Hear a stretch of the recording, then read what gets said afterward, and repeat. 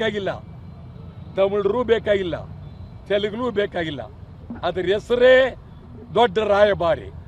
Sandal soap, ಗಂಧದ ಕಾರ್ಖಾನೆ. ಗಂಧ ಮೈಸೂರು ಗಂಧ ಇದು ಪ್ರಪಂಚದಲ್ಲೇ ಇತಿಹಾಸ ಇರತಕ್ಕಂಥದ್ದು. ಏನೂ ಮಾಡಬೇಡಿ ಸಿದ್ದರಾಮಯ್ಯನವರೇ, ಡಿ ಕೆ ಶಿವಕುಮಾರ್ ಅವರೇ, ಪಾಟೀಲ್ ಅವರೇ, ಇಡೀ ಮಂತ್ರಿಗಳು, ಮುಖ್ಯಮಂತ್ರಿಯಿಂದ ಹಿಡಿದು ಎಲ್ಲ ಮಂತ್ರಿಗಳು ಪ್ರತಿದಿನ ಸ್ಯಾಂಡಲ್ ಸೋಪ್ನಲ್ಲಿ ಸ್ನಾನ ಮಾಡಿ. ಶಾಸಕರು ಸ್ಯಾಂಡಲ್ ಸೋಪ್ನಲ್ಲಿ ಸ್ನಾನ ಮಾಡಿ. ಪಾರ್ಲಿಮೆಂಟ್ ಸದಸ್ಯರು ಸ್ಯಾಂಡಲ್ ಸೋಪ್ನಲ್ಲಿ ಸ್ನಾನ ಮಾಡಿ. ಮುಖ್ಯ ಕಾರ್ಯದರ್ಶಿಯಿಂದ ಹಿಡಿದು ಎಲ್ಲ ಅಧಿಕಾರಿಗಳು ಸ್ಯಾಂಡಲ್ ಸೋಪ್ನಿಂದ ಸ್ನಾನ ಮಾಡಿ. ಇದೊಂದೇ ರಾಯಭಾರಿ. ಘಮ ಘಮ ಘಮ ಅಂದು ಒಂದಕ್ಕೆ ಡಬಲ್ ಮುಖ್ಯಮಂತ್ರಿ ಸ್ಯಾಂಡಲ್ ಸೋಪ್ ತಗೊಳ್ರಿ, ಉಪಮುಖ್ಯಮಂತ್ರಿ ಸ್ಯಾಂಡಲ್ ಸೋಪ್ ತಗೊಳ್ಳಿ, ಮಂತ್ರಿಗಳು ಸ್ಯಾಂಡಲ್ ಸೋಪ್ ತಗೊಳ್ಳಿ. ಹುಚ್ಚ ಬಟ್ಟೆ ಸ್ಯಾಂಡಲ್ ಸೋಪ್ ಮಾರುತ್ತೆ.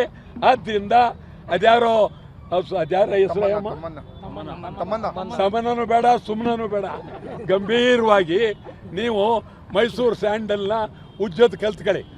ಸಿದ್ದರಾಮಯ್ಯನವರೇ, ನಿಜವಾಗ್ಲೂ ಮೈಸೂರು ಸ್ಯಾಂಡಲ್ ಸೋಪ್ನ ಉಜ್ಜಲೇಬೇಕು. ಹೇಳಿ ಸರ್. ಕೆಲವು ಕನ್ನಡ ಪರ ಸಂಘಟನೆಯವರು ಸರ್ ಕನ್ನಡಿಗರನ್ನ ರಾಯಭಾರಿಯಾಗಿ ಮಾಡ್ಕೊಬೇಕು ಅಂತ ಹೇಳಿ ಬೆಂಗಳೂರಲ್ಲೆಲ್ಲ ಹೋರಾಟ ಮಾಡಿದ್ದಾರೆ ಸರ್. ಇಲ್ಲ, ನಾನು ಸಂಘಟನೆಯವ್ರ ಬಗ್ಗೆ ನಾನು ಬಹಳ ಗೌರವ ಇದೆ.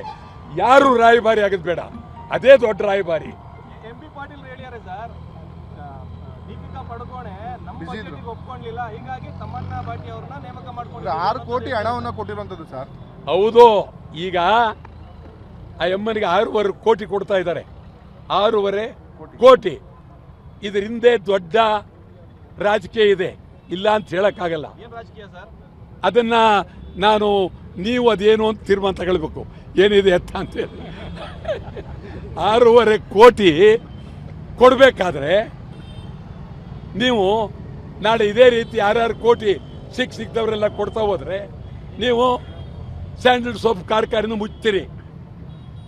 ಕಾರ್ಖಾನೆ ಮುಚ್ಚೋದಾದ್ರೆ ನೀವು ಅವ್ರಿವ್ರಿಗೆ ಹಣ ಕೊಡಿ, ಯಾರಿಗೂ ಒಂದು ಬಿಡುಗಾಸು ಕೊಡಬೇಡಿ. ನಾವಂತೂ ಸ್ಯಾಂಡಲ್ ಸೋಪ್ ಕನ್ನಡಿಗರ ಸೋಪ್, ಸ್ಯಾಂಡಲ್ ಸೋಪ್ ಕರ್ನಾಟಕದ ಸೋಪ್, ಸ್ಯಾಂಡಲ್ ಸೋಪ್ ಗಂಧದ ಸೋಪ್, ಗಂಧ ಕನ್ನಡಿಗರ ಸೋಪ್. ಎಲ್ಲರೂ ಕನ್ನಡಿಗರ ಸೋಪ್, ಸ್ಯಾಂಡಲ್ ಸೋಪ್ ಉಪಯೋಗಿಸಿ. ನಾನೇ ಪುಕ್ಸಟ್ಟೆ ರಾಯಭಾರಿ ಆಗಿದ್ದೀನಿ, ಉಪಯೋಗಿಸಿ.